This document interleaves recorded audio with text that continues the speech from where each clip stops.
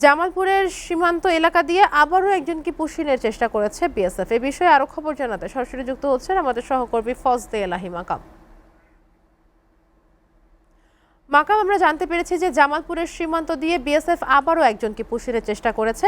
তাদের সেই চেষ্টার প্রেক্ষাপটে আমাদের বিজিবি কি ধরনের পদক্ষেপ নিয়েছে আমাদেরকে জানাবেন সীমান্ত। আপনি যেমনটি বলছিলেন, আসলে গত কয়েকদিন থেকেই কিন্তু ভারতীয় সীমান্তরক্ষী বাহিনী বিএসএফ জামালপুর সীমান্তে কিন্তু পুশ ইন করার জন্য তারা চেষ্টা করছে। জামালপুর ৩৫ বিজিবি কিন্তু সাথে এলাকাবাসীদের নিয়ে কিন্তু এই চেষ্টা বারবারই তারা ব্যর্থ করে দিচ্ছে। আপনাকে যদি একটু জানিয়ে রাখি যে জামালপুরের এই ৩৫ বিজিবির আওতায় ৭২ কিলোমিটার সীমান্ত রয়েছে, যেখানে ১৫টি বিওপি রয়েছে। সেই ১৫টি বিওপির যে বিজিবির সদস্যরা রয়েছে তারা কিন্তু এখন পর্যন্ত রাত দিন টহল দিচ্ছে, যাতে কোনোভাবেই যাতে ভারত থেকে সেই মানুষগুলো যাতে আমাদের বাংলাদেশে তারা পুশ ইন করতে না পারে। এদিকে কিন্তু আজ ভোর রাতে তারা সার্চ লাইট অফ করে দিয়ে বক্সিগঞ্জের রামরামপুর যে সীমান্ত রয়েছে সেই সীমান্ত দিয়ে কিন্তু একজন নাগরিককে এই ভারতের যে নন্দীরচর এলাকার বিএসএফ সদস্যরা রয়েছে তারা কিন্তু পুশ ইন করার জন্য চেষ্টা করে। সেই বৃদ্ধর বয়স আনুমানিক ৬০ হবে বলেই আমরা যেটি জানতে পেরেছি, এবং তার বাড়ি ভারতের চেন্নাইয়ে।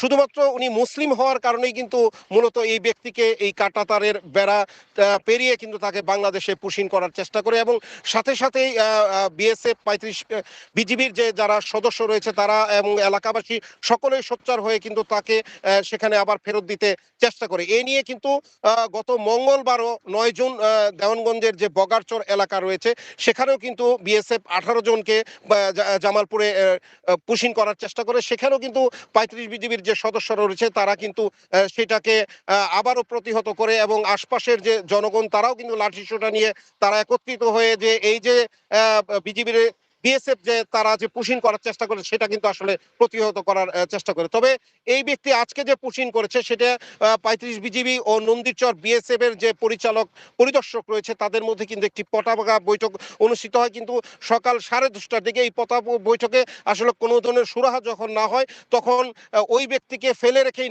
নোম্যান্স ল্যান্ডে ফেলে রেখেই কিন্তু বিএসএফ সেখান থেকে চলে যায়। বর্তমানে ওই ব্যক্তিটি আসলে সেখানে অবস্থান করছে। এইদিকে বাংলাদেশে প্রবেশ করতে চাইলে বাংলাদেশ থেকে তাকে প্রতিহত করা হচ্ছে, এবং তাকে কিন্তু ভারতেও সেখানে প্রবেশ করতে দেওয়া হচ্ছে না। এদিকে জামালপুরের যে ৩৫ বিজিবির যে অধিনায়ক রয়েছেন lieutenant colonel Hasanur Rahman PSC, উনি যেটি আমাদেরকে জানিয়েছেন যে আসলে এই পুশ ইন ঠেকাতে বিজিবি সদস্যরা রাত দিন কিন্তু তারা চেষ্টা চালিয়ে যাচ্ছে।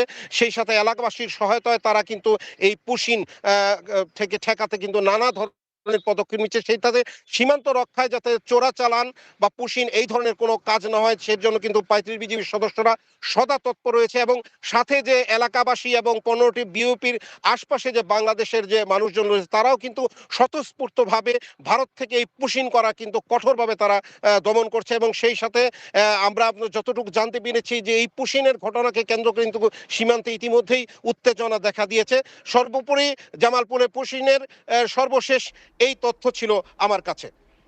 মাকাম, আপনাকে ধন্যবাদ। দর্শক, যেমনটা আমরা জানছিলাম যে চেন্নাইয়ের একজন বাসিন্দা, তিনি মুসলিম এবং তাকে বিজিবি বিএসএফ থেকে পুশ ইন করে বাংলাদেশে পাঠানোর চেষ্টা করেছিল, কিন্তু সেই চেষ্টা প্রতিহত করে দিয়েছে বর্ডার গার্ড বাংলাদেশ। আমরা